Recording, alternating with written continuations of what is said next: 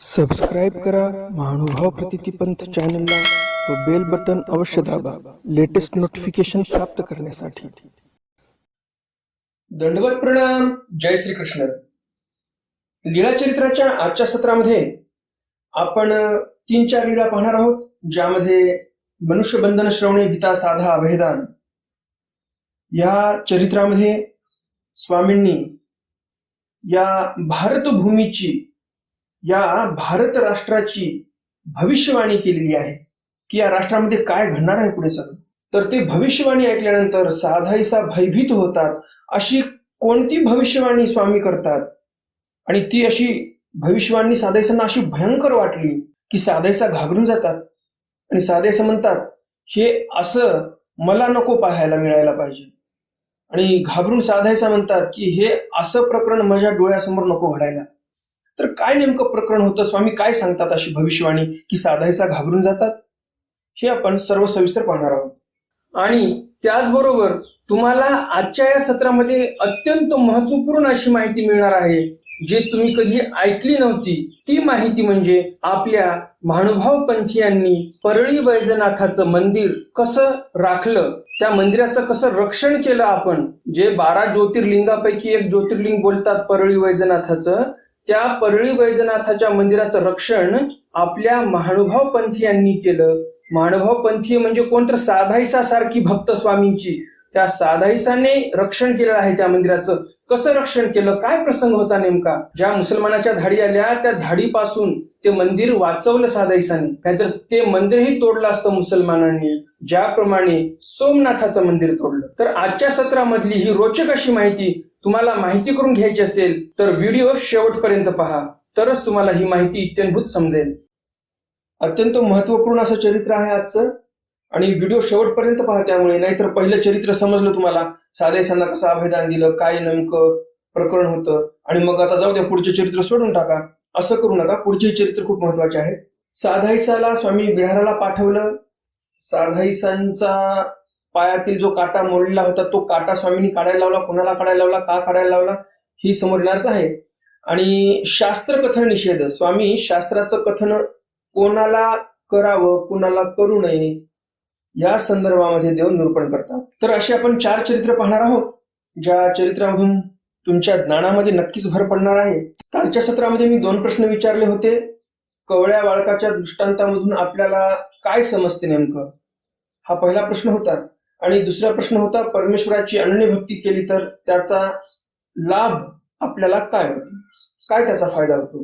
तर हे कालचे 2 प्रश्न आहेत। या प्रश्नाचं काय उत्तर आहे बरोबर हे आपण व्हिडिओच्या शेवटी पाहणार आहोत। नेहमीच्याच प्रमाणे तुम्हाला हे आजचं ज्ञानसत्र नक्कीच आवडणार आहे, आणि त्यामुळे लगेचच्या व्हिडिओला लाईक करा, जास्तीत जास्त आपल्या वाचनिक मंडळीपर्यंत हा व्हिडिओ शेअर करा, म्हणजे त्यांनाही या ज्ञानाचा लाभ होईल।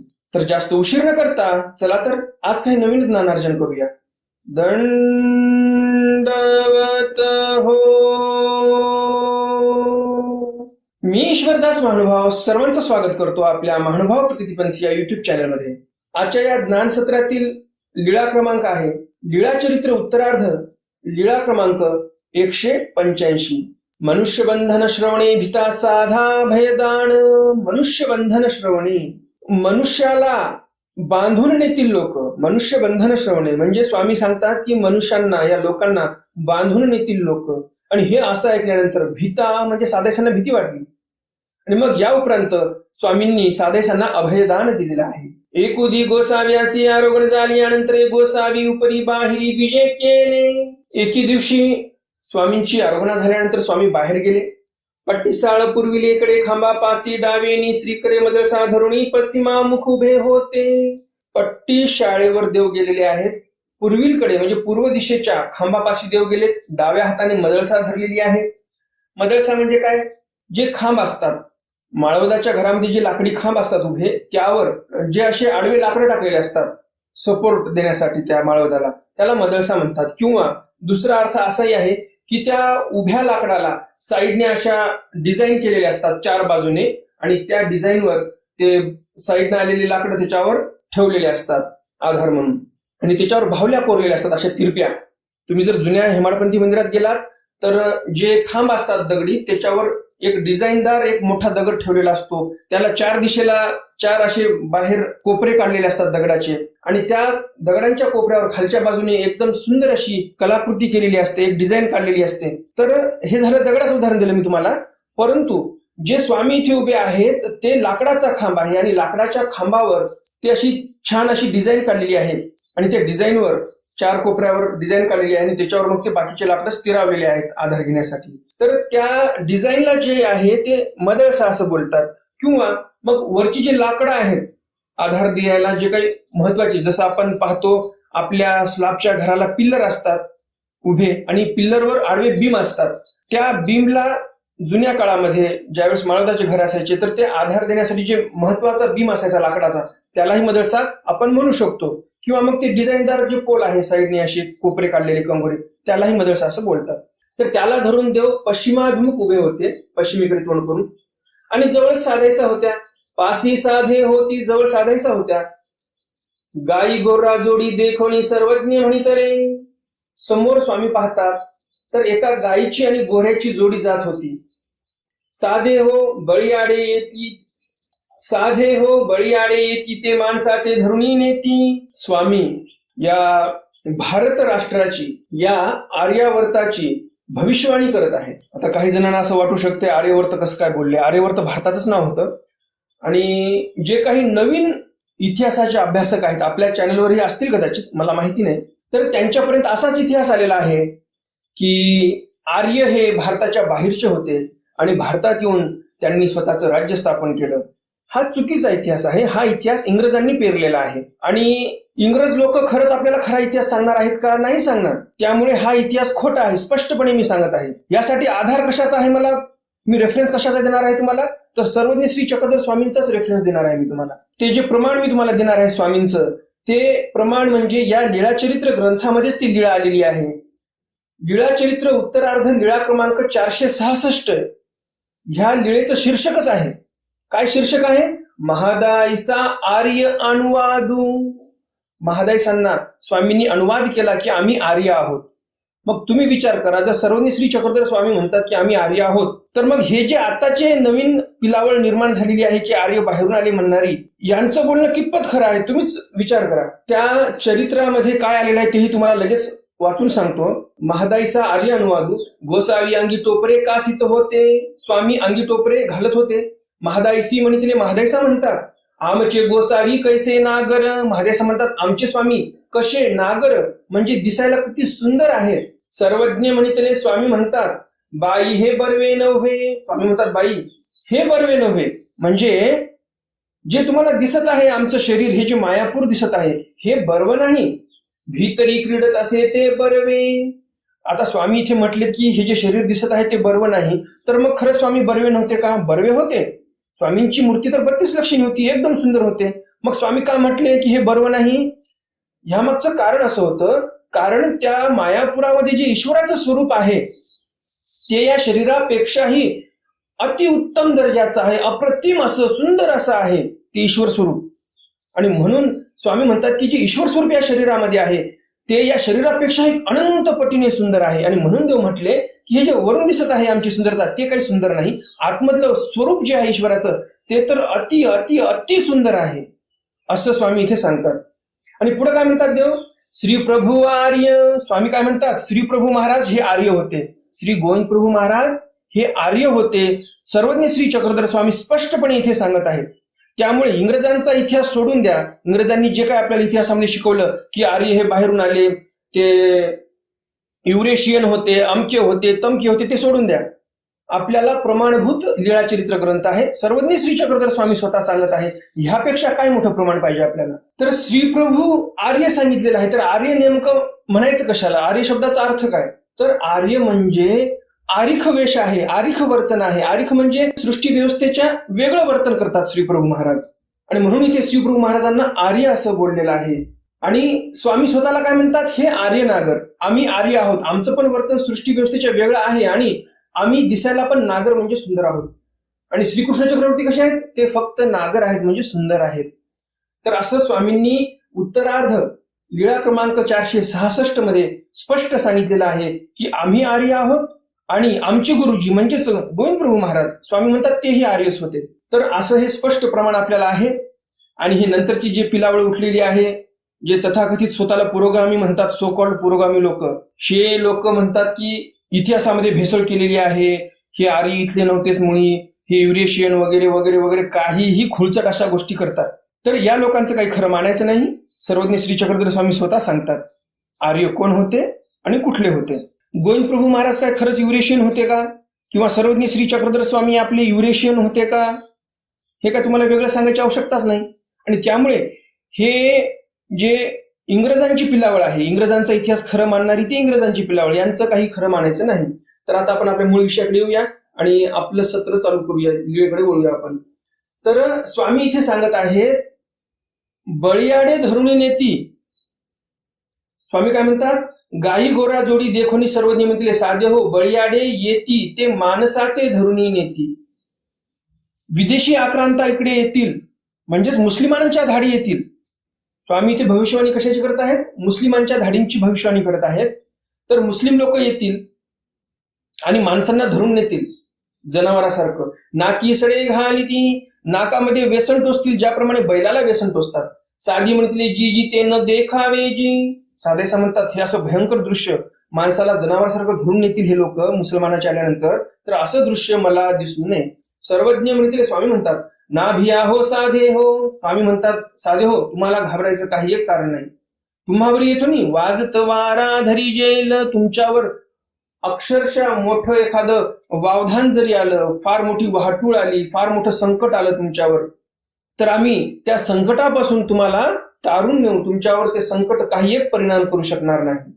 हे आपण चरित्र पाहिले एका पाठातलं. आता यामध्ये बरेच पाठ आलेले आहेत, तर ते पाठभेद आता आपण पाहूया. पाठभेदामध्ये या लीळेची आदी म्हणजेच शीर्षक पण वेगळं आलेलं आहे. काय शीर्षक आलेलं आहे, मनुष्य विक्रये श्रवणे भीता साधा अभयदान. पाठभेदानुसार मनुष्य विक्रय श्रवणे, स्वामींनी एवढी एकदम सखोल अशी भविष्यवाणी केली, एकदम अशी करेक्ट भविष्यवाणी केली, ज्यामध्ये स्वामी म्हणतात की माणसाला विक्रय म्हणजे विकतील, बाया माणसं अशी हे लोक मुसलमानाचे धरून नेतील आणि त्यांना विकतील. आणि मग असं ऐकल्यानंतर साधायसा भीता साधा अभयदान, अशा या साधायसांना, घाबरलेल्या साधायसांना स्वामींनी अभयदान दिलेलं आहे. एकोदी गोसाव्यांसी आरोग्य झाल्या उपरी बाहेरी विजय केले. एके दिवशी स्वामींची सकाळची आरोगणा झालेली आहे आणि स्वामी बाहेर आले. पट्टी शाळे पूर्वीकडे खांबापासी डावेने श्रीकडे मदळसा धरुणी पश्चिमामुख उभे होते. पट्टी शाळेच्या पूर्व दिशेला एका खांबापाशी मदळसा धरून स्वामी पश्चिमेकडे तोंड करून उभे होते. मदळसा कशाला म्हणतात ते तुम्हाला मी अगोदर सांगितलेलंच आहे, त्यामुळे मदळसेचा अर्थ आता सांगायची आवश्यकता नाही. पासी साधे होती, जवळ साधायचा पण होती. बाईसे विडिया करुणी देती होती, बाईसा विड्या करून देत होत्या. सर्वज्ञ म्हणतील साधे हो, एक देशी ऐसे आती तुर्क माणूसा धरिती. स्वामी म्हणतात बाई, एक देशामध्ये असंही काही आहे की जिथे तुर्क लोक, म्हणजेच तुर्कस्तान मधले आताचं जे तुर्की आहे, आताचं जे तुर्की देश आहे, त्या तुर्कातलेच लोक भारतात येतील आणि या लोकांना धरून नेतील. तर इसवी सनाच्या 711व्या सालापासून भारतावर मुसलमानांच्या धाडी चालूच होत्या. भारताचा जे अविभाज्य अंग होता पहिलेचा गांधार, द्वापारयुगातील गांधार, तिथे लुटालूट चालू झालेली होती. आणि हे सर्व प्रकार स्वामी इथे सांगत आहेत. स्वामींना सर्व ज्ञान होतं, स्वामी सर्वज्ञ आहेत आणि म्हणून स्वामी सांगत आहेत. वास्तविक पाहता ही जी लीळा घडत आहे ती फार नंतर घडलेली आहे. 711व्या साली तिकडे चालू झालं होतं. जे हिंदुकुश पर्वत आहे, आता पाकिस्तानमध्ये खैबर पख्तूनख्वा म्हणतात त्या भागाला, त्या एरियामध्ये, अफगाणिस्तानमध्ये बऱ्याच अशा लुटालुटी चालू झाल्या होत्या. तिकडे पण हिंदू राजे लोक होते आणि तिकडे हे युद्ध चालू झालेले होते 711व्या सालापासूनच. आणि हे जे चरित्र घडत आहे, आता जे स्वामी बोलत आहेत, इथे भूतपासांचं अनुसरण झालेलं आहे. तर हे जवळजवळ 400 वर्षानंतरची लीळा आहे. स्मृतीस्थळामध्ये एक स्मृती आलेली आहे, त्यामध्ये या तुर्कांचा उल्लेख आलेला आहे. स्मृतीस्थळातील स्मृती क्रमांक 84 या स्मृतीमध्ये परकीय साधाते राहावणे ही स्मृती आलेली आहे. या स्मृतीमध्ये भट्टोबास घाटावर जात असताना परळी येथे, परळी कोणती, वैजनाथ परळी, त्या वैजनाथ परळीचं जे महादेवाचं मंदिर आहे, 12 ज्योतिर्लिंगापैकी एक ज्योतिर्लिंग आहे असं बोलतात. तर त्या ज्योतिर्लिंगाच्या मंदिरामध्ये आपले साधक जे काही वृद्ध होते, जे काही पटपट चालू शकत नव्हते, अशक्त होते, अशांना तिथे भटोबासांनी थांबवलं होतं.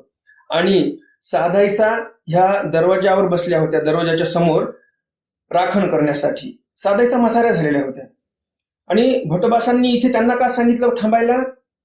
भटोबास तर निघून गेले समोर, कारण की मागून तुर्कांच्या धाडी येत होत्या, मुसलमानांच्या धाडी येत होत्या आणि आता आपल्या परमार्ग मंडळीला तर आपल्याला राखायचं आहे, त्यांचं तर रक्षण झालं पाहिजे. आणि म्हणून स्वामींनी जे वरदान दिलं होतं साधायसाला, याच चरित्रामध्ये वरदान दिलेलं आहे. आपण पाहिलं आताच, स्वामींनी साधेला अभयदान दिलेलं आहे की तुमच्यावर कोणत्याही प्रकारचं संकट येणार नाही, हा आमचा वर आहे तुम्हाला. तर हा वर स्वामींनी साधेला दिला होता हे भटोबासांनाही माहित होतं. आणि म्हणून या स्मृतीमध्ये भटोबास साधायसांना काय म्हणतात? भटोबासी साधा ते म्हणतले, येल्लो तू एथर आहे तुझं गोसावी वरद असती. भटोबास म्हणतात, साधे तू इथे थांब, या सर्वांचं रक्षण तुझ्यामुळे होणार आहे, कारण तुला वर आहे स्वामींचा की तुझ्यावर कोणत्याही प्रकारचं संकट येणार नाही. आणि मग असं म्हटल्यानंतर साधायसांनी सर्व म्हातारे कोठारे त्या वैजनाथाच्या, जे आता परळी वैजनाथाचं मंदिर आहे, त्या मंदिरामध्ये सर्वांना घातलं आणि आपण दरवाजासमोर बसलेली आहे एकटीच काठी घेऊन. आणि मग ते तुर्क आले, तुर्क आले. तेवढ्यामध्ये ते तुर्क म्हणजे हे जे सर्व मुसलमान होते धाडी टाकायला आलेले, ते आले तिथे. ते म्हणती, ते मुसलमान म्हणायचे, इथं कोण आहात, इथे कोण आहेत असं ते मुसलमान विचारतात. साधे म्हणती, येथ श्री चक्रधर रायाची दासी येल्लो असे, आम्ही श्री चक्रधर महाराजांची दासी येल्लो आहोत आणि आम्हीच इथे आहोत, दुसरं कोणी नाही ऐसे म्हणती. आणि ते देखती, त्यांनी पाहिले इकडे तिकडे, दुसरं कोणी नव्हतं. आतमध्ये ते काय गेले नाही. ते जर मंदिरामध्ये गेले असते तर ते परळी वैजनाथाचं मंदिर पण त्या तुर्क लोकांनी, त्या मुसलमानांनी तोडून टाकलं असतं. ज्याप्रमाणे त्र्यंबकेश्वरचं मंदिर तोडण्यात आलं, 12 ज्योतिर्लिंगापैकी एक ज्योतिर्लिंग. आणि जे सोरटी सोमनाथ आहे, सोमनाथाचं मंदिरही 17 वेळा तोडण्यात आलं. तर तसंच या परळी वैजनाथाचं पण मंदिर तुटलं असतं, भंगलं असतं. परंतु इथे साधायसांनी तिथे त्या तुर्कांना उत्तर दिलं आणि ते तुर्क निघून गेले. त्या मंदिराकडे पाहिलेही नाही, त्यांनी मंदिर तोडलं पण नाही. नाहीतर हे तुर्क म्हणजे प्रत्येक हिंदूंचं धार्मिक स्थळ तोडण्यासाठीच धाडी टाकत होते. परंतु इथे श्री चक्रधर स्वामींचं वरदान होतं साधायसांना. आणि या मंदिराच्या आश्रयामुळे आपली परमार्ग मंडळी पण वाचली आणि या परमार्ग मंडळीमुळे आणि या परमार्गाच्या मंडळीमुळे मंदिर पण वाचलं. म्हणजे फायदाच फायदा, दोघांचाही फायदा झाला. मंदिराचा पण फायदा झाला आणि आपल्या साधू संतांचा पण फायदा झाला. मंदिरही वाचलं, साधू संत पण वाचले. तर असा लाभ झालेला आहे इथे. आणि म्हणून ते परळी वैजनाथाचं मंदिर आताही जशाला तसं आहे. तर कुठे ना कुठे महानुभाव पंथीयांनीच त्या मंदिराचं रक्षण केलं असं आपल्याला म्हणता येईल. आणि त्या मंदिराने पण आपल्या महानुभाव पंथीयांचं रक्षण केलं असंही म्हणता येईल. तर इथे स्वामी तेच सांगत आहेत की लोक असे धरून नेतील. या प्रकरणावरून आपला हे विषय निघाला सर्व.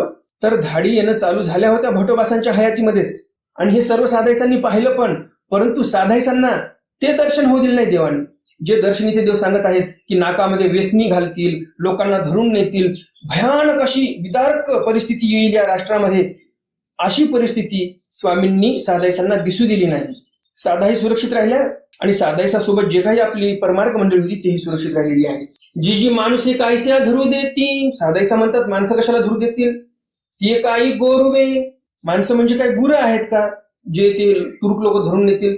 यावर स्वामी म्हणतात, सर्वज्ञ म्हणितले साधे हो धरुणी नेती, कान बिंधुणी दोर गोविती. स्वामी साधायसांना म्हणतात, बाई गुरं ढोरं जरी नसले माणसं तरी पण हे लोक मुद्दामून धरून नेतील, त्यांच्या कानाला छिद्र पाडून त्या कानामध्ये दोऱ्या ओवतील. असे हे क्रूर असे मुसलमान आहेत. धाकुटी गुलामे करीती, जे धाकटे आहेत त्यांना गुलाम करतील. वडिलाचे गळे काम करीती, जे धडधाकट मोठे माणसं आहेत त्यांच्या गळ्यामध्ये चमड्याचे पट्टे बांधतील. एकुदिसी माणसे धरुणी नेई जती, निकी निकी ती विकी जती. बघा किती सटीक अशी भविष्यवाणी देव करत आहेत. काय म्हणतात स्वामी, एकी देशी माणसे धरुणी नेई जती. एका देशामध्ये असे माणूस धरून नेतात. निकी निकी ती विकी जती. सुंदर सुंदर बाया असतील, मुली असतील, त्यांना ते काय करतात, मुसलमानाची नेऊन विकती म्हणजे विकतात. आणि हे खरंच असं घडलेलं आहे आपल्या इतिहासामध्ये. कदाचित तुम्हाला माहिती नसेल, कारण आपल्याला खरा इतिहास सांगितलाच नाही. यामागचं कारण काय होतं, 1947 पासून ते 1977 पर्यंत जेवढे काही शिक्षण मंत्री झाले ते सर्व मुसलमान होते. आणि साहजिकच आहे, हे मुसलमान स्वतःच कशाला सांगत बसतील की आम्ही एवढं तुमच्यावर अत्याचार केले, आम्ही एवढं तुमच्यावर राज्य केलं, असं जर सांगत राहिले तर आपले लोक जागरूक होतील ना. आपल्या लोकांना तर झोपेमध्ये ठेवायचं आहे या लोकांना. आणि म्हणून हे सर्व जे काही शिक्षण मंत्री होऊन गेले स्वतंत्र भारतातले 1947 पासून ते 1977 पर्यंत सर्वच्या सर्व मुसलमान होते आणि त्यांनी सर्व खोटा इतिहास लिहिला. जो आपला गौरवशाली इतिहास होता तो लपून ठेवला आणि जो काही बादशहाचा इतिहास होता, मुसलमानांनी कसं शासन केलं या देशावर, हे इतिहास आपल्याला चांगला शिकवण्यात आला. तुम्ही हे वाक्य ऐकलंच असेल, दुख्तरे हिंदुस्तान निलामे 2 दिनार. या मोहम्मद गझनीने 17 वेळा हमला केला भारतावर. जवळजवळ 4 लाख तरुण मुली त्याने धरून नेल्या इथून. सुंदर जे दिसत होत्या तेच नेल्या, जे सुंदर सुंदर होत्या त्या 4 लाख जवळपास मुली नेल्या. बाया माणसं सोबत, माणसं पण नेली गुलाम म्हणून काम करण्यासाठी आणि बाया पण नेल्या. आणि त्या बायांना काय केलं तर तिथे गझनीला गेल्यानंतर, गझनी हे त्याचं मूळ गाव, त्या गझनीला गेल्यानंतर चबुतऱ्यावर बाया उभ्या करायच्या ते आणि 2-2 दिनारला विकून टाकायचे. हे खरं घडलेलं आहे. स्वामींनी पण भविष्यवाणी चरित्रामध्ये केलेलीच आहे आणि वास्तविक तसं घडलेलं आहे.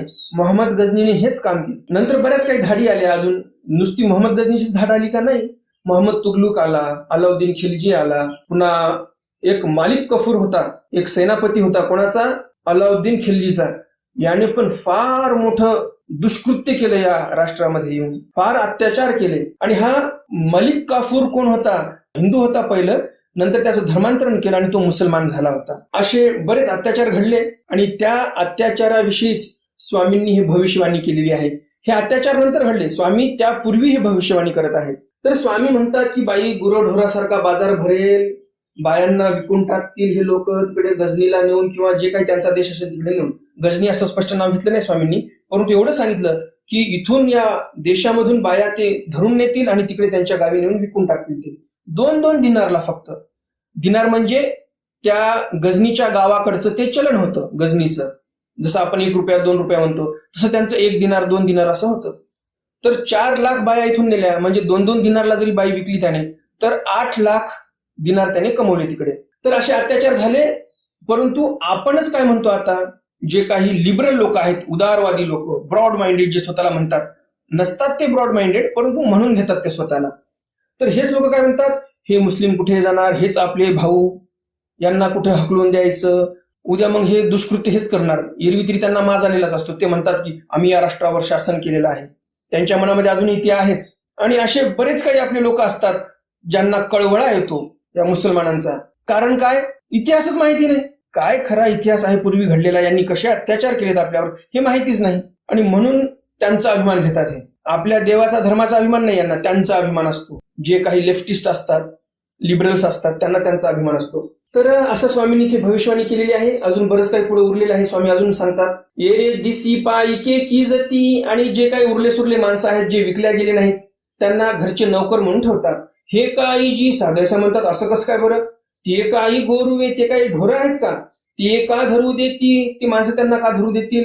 बाजार भरला गुरढोरांचा आणि आता विकून टाका गुरढोर, असं कसं काय होईल.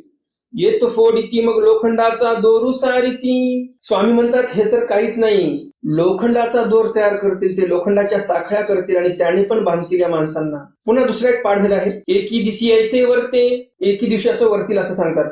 पुढे पुन्हा एक पाढभेद सांगतात चरित्रकार, साधे हो आता येत ऐसे वर्तेल. स्वामी पुन्हा सांगत आहेत साधायसाला की असं असं वर्तणार आहे. आणि की देशीचे आणि देशा धरून नेजती. दुसऱ्या देशातले लोक भारतामध्ये येतील आणि भारतातल्या लोकांना ते धरून नेतील. निकी निकी विकी जती, चांगले चांगले विकून टाकणार. ती काही माणुसे नव्हती, ती काही ढोरे मापणे आते धरू देती. साधायचा पुन्हा प्रश्न करतात, ते काय माणसं नाहीत का, ते कसं काय धरू देतील, ते काय ढोरं आहेत का, आणि ते कसे काय त्यांना धरू देतील, कसं काय व्यसनी टोचू देतील. सर्वज्ञ म्हणते साधे होते बळीयाडे, ते येत का करू सारीती. स्वामी म्हणतात माणसं तर त्यांना करू देणार नाहीत तसं, परंतु ते जे तुर्क येतील, जे मुसलमान येतील, ते बळजबरी या लोकांना धरतील, गळ्यामध्ये पट्टे बांधतील चामड्याचे आणि धरून नेतील कुत्र्यासारखं. मग साधे कांटाळून म्हणतले, मग साधायसा कांटाळून म्हणतात, जी जी ती मियान देखावी जी. साधायसा म्हणतात जी जी, हे असं विद्रूप असं दर्शन मला नको. सर्वज्ञ म्हणते ते तुम्ही न देखा हो. स्वामी म्हणतात ठीक आहे, ते तुम्हाला दिसणार नाही. न भिया हो साधे हो, तुम्हावर येथून वाजत वारा धरी येईल. घाबरू नका साधे हो तुम्ही, तुमच्यावर वाजत वारा जरी आला, एकदम असं मोठं संकट आलं घोंगावत तुमच्यावर, तरी पण तुम्हाला काहीही होणार नाही. असं स्वामी सादाईसांना अभय देतात. उत्तरार्ध लीळा क्रमांक 186 साधा बिढारा पाठवणे. स्वामींनी सादाईसाला बिढारावर पाठवलेला आहे. गोसावी असी वेळचा वेळी डोंबाईचा अंगणी आसन असे. संध्याकाळच्या वेळेला स्वामींना आसन होतं. डोंबाईच्या मंदिराच्या अंगणामध्ये स्वामींना आसन होतं. साधे गंगे जेवणी आली. सादाईसा गंगेला जेवून आल्या. गोसावी यांचा श्रीचरणी लागली. स्वामींच्या पाया पडल्या. मग सर्वज्ञ म्हटले साधे हो आता बिढारा जाणं. स्वामी म्हणतात साधे हो आता तुम्ही बिढाराला जा. जी जी भुरडे भुरडे मी वाटे देखते अशी भियेजी. साधायचं म्हणतात स्वामींना मला रस्त्याने भुरड म्हणजे भुरकट अंधुक असं काहीतरी आकृती दिसते आणि मला त्याची भीती वाटते. सर्वज्ञ म्हणतले चाला हे तुमचे बोळावीत येईल. स्वामी म्हणतात घाबरता कशाला, चला आम्ही तुमच्या बरोबर येतो तुम्हाला सोडण्यासाठी. मग गोसावी अंगणाचा शेवट वेरी बोळवीत विजय केले. स्वामी गेले अंगणाच्या शेवट वेरी बोळवीत साधायचा बरोबर. ते तर गोसावी राहिले. तिथे स्वामी थांबतात. साधे जाती साधायचा निघतात समोर. मागील वास पहा की मागे फिरून पाहतात स्वामी आहेत की नाही तिथे उभे. तर गोसावी उभेची देखती. स्वामी तिथेच त्यांना दिसायचे. मग गुंफेयाचा दारवठे अंतुरिका आली. मग साधायचा गुंफेमध्ये पोहोचल्या आणि गोसावी ते ने देखतीची. आणि मग साधायसांना स्वामी दिसत नाहीत गुंफेमध्ये पोहोचल्यानंतर. आणि अंधकार उपडीला आणि मग अंधारही पडला. तर लहामाईसी म्हणितले हे काय येलो एवढ्या वेळा कैसी आलीसी. लहामाईसा म्हणजे ही साधायसांची आई म्हणते हे काय येलो एवढ्या वेळा कैसी आलीस म्हणजे एवढा अंधार पडला बाहेर आणि कशी काय आलीस तू. ना माते गोसावी बोळवीत आली. साधायसा म्हणते मला स्वामी बोळवीत आलेले आहेत म्हणजे माझ्या बरोबर स्वामी होते आणि म्हणून मी आलेली आहे. उत्तरार्ध लीळा क्रमांक 187 तथा कंटकू फेडणे. तथा म्हणजे त्याचप्रमाणे हे साधायसाच्या संदर्भात लीळा आहे म्हणून तथा हा शब्द वापरलेला आहे. कंटकू फेडणे म्हणजे स्वामींनी साधायसांच्या पायातला कंटक फेडायला लावला. कंटक म्हणजे काय, काटा फेडायला लावलेला आहे. एकुदी गोसावी अशी डोंबाईचा देवळी आसन असते. स्वामी एके दिवशी डोंबाईच्या देवळात जाऊन बसतात. मग साधे गंगे जेवणी आली. साधायसा गंगेवर गेल्या होत्या जेवणासाठी. जेवण करून आल्या. काटा मोडला पायामध्ये काटा मोडला. कुंटिते आली. लंगडत आल्या. गोसावी अशी दंडवते घातली. स्वामींना साधायसांनी साष्टांग दंडवत घातले. श्रीचरणा लागली. स्वामींच्या पाया पडल्या साधायसा. सर्वज्ञ म्हणते साधे हो कुंटिते असा का. स्वामी म्हणतात साधे हो तुम्ही कुंटिते असा का म्हणजे तुम्ही लंगडत का येत आहात बरं. साधायसा म्हणतात जी काटा मोडला पायामध्ये माझ्या काटा रुतलेला आहे आणि त्यामुळे मी लंगडत चालत आहे. सर्वज्ञ म्हणते या हे तुमचा काटा फेडील. स्वामी म्हणतात या इकडे आम्ही तुमच्या पायातला काटा काढतो. जी नाजी. साधायसा म्हणतात नाजी नका. गोसाविया करवी कैसा फेडवीन. स्वामींकडून पायातला काटा काढून घेणे हे काही बरोबर नाही आणि हे कमी करणार नाही. सर्वज्ञ म्हटले या कंटकू फेडू द्या. स्वामी म्हणतात या तुमच्या पायातला काटा काढू द्या तुम्हाला त्रास होत आहे. परमेश्वर कसे असतात असे असतात. एखादी देवता म्हणेल का तुम्हाला असं नाही म्हणणार. देवतेच्या विधीमध्ये कमी जास्त काही झालं तुमच्याकडून तर देवता तुमच्यावर कोपणार मात्र नक्की. परंतु परमेश्वर कसे असतात बघा. भक्ताच्या पायात काटा मोडलाय तर भक्ताला परमेश्वर म्हणत आहेत या इकडे आम्ही तुमचा काटा काढतो. म्हणजे परमेश्वर कसे बघा साधे सोपे वाटतात आपल्याला. एकदम बघा ना भक्ताचा देव म्हणतात की काटा काढतो आम्ही या तुमच्या पायातला. एकदम सरळ सोपे असतात परमेश्वर एका आईसारखे. परंतु सरळ सोपं आपल्याला पचत नाही आणि म्हणून आपण काय परमेश्वराची भक्ती करत नाही. देवता बऱ्या वाटतात त्यापेक्षा मग शिर्डीला जा कुठे तिरुपतीच्या बालाजीला जा ते बरे वाटतात. परंतु परमेश्वर एवढा इथे सहाय्य करण्यासाठी बसलाय. तुम्ही फक्त त्याची तशी भक्ती करा. परंतु ते भक्ती करणं होत नाही आपल्याकडून. नाजी गोसावी या करवी कैसा फेडवावा. पुन्हा साधायचं म्हणतात स्वामींकडून कसं काय आम्ही काटा काढून घ्यावा बरं. सर्वज्ञ म्हणते वानरेसा करवी फेडवू. स्वामी मग म्हणतात मग भटबासांना काढायला लावू का काटा तुमच्या पायातला. हो का जी. साधायचं म्हणतात हा ते चालेल परंतु तुम्ही काढू नका. सर्वज्ञ म्हणते वानरे या साधाचा काटा फेडा गा. स्वामी म्हणतात वानरे याला भटबासांना या लवकर आणि साधायसांच्या पायातला काटा काढा. हो का जी. मग भटी काटेनी काटा फेडीला. मग भटबास एक दुसरा काटा आणतात आणि साधायसाच्या पायातील काटा जो होता तो बाहेर काढतात. तर परमेश्वर हे किती दयाळू मयाळू आहेत. भक्ताला काटा रुतलेलाही सहन होत नाही परमेश्वरांना. लगेच परमेश्वर म्हणतात या आम्ही तुमचा काटा काढतो. असं कुठे पाहायला मिळेल का आपल्याला. परंतु आपल्याला त्याचं महत्व वाटत नाही. ही एक शोकांतिका आहे फार मोठी. उत्तरार्ध लीळा क्रमांक 188 तथा शास्त्र कथन निषेध. तथा म्हणजे त्याचप्रमाणे स्वामी शास्त्र कथनाविषयी काय काय निषेध आहेत ते सांगतात. डोंबाईच्या देवळी साधी पुसले जी मागा नागदेयासी जी निरुपले तेसीची मज निरुपावे जी. स्वामी त्या डोंबाईच्या मंदिरातच बसलेले होते. साधायचा विनंती करतात तुम्ही ह्यापूर्वी नागदेवाचार्यांना जसं निरूपण केलं तसं मलाही करा. यावर स्वामी म्हणतात विकार विकल्प शून्य स्वभाव मात्रे निरालंबी देवता स्मरणे जो जन्मक्षेपी तयासी पुनरुपी परमेश्वर आपला संबंध देती ऐसी अस्ती परी निरोपिली. बघा, सादायसांनी सहज प्रश्न विचारला, स्वामींनी सर्वच्या सर्व अस्तीपरी सांगून दिली. म्हणजे एवढे प्रसन्न होते स्वामी सादायसावर हे आपल्याला याच्यावर लक्षात येते. स्वामी म्हणतात विकार विकल्पाची शून्यता झाली पाहिजे, स्वभावाला मात्रा दिली पाहिजे. जे काय अष्ट स्वभाव आहेत आपले त्याला मात्रा दिली पाहिजे. निरालंबी राहिलं पाहिजे, कोणाही प्रकारचं आलिंगन नाही केलं पाहिजे आपण. देवता स्मरणे, देवता म्हणजे अस्तिपरीची जी देवता आहे म्हणजे सर्वज्ञ श्री चक्रधर स्वामी यांचं तुम्ही स्मरण केलं पाहिजे. आणि अशा प्रकारे जो जन्म क्षेपतो त्याला परमेश्वर पुनरुपी संबंध देतात आणि मोक्ष देतात. ऐसी अस्तिपरी निरूपिली, अशा प्रकारे अस्तिपरी सांगितली. ते साधी घोकली, ते साधेसनी घोकली. मग सर्वज्ञ म्हणतील साधे हो हे शास्त्र कोणापती न बोलावे. स्वामी म्हणतात साधे हो हे शास्त्र कोणाला सांगू नये. साधी म्हणतील जी मी कायस्या बोलेन जी. साधेस म्हणतात मी कशाला सांगू हे शास्त्र, मी नाही सांगणार. मग बिढारा पाठवणी, आणि मग स्वामींनी सादायसांना बिढारावर पाठवलेलं आहे.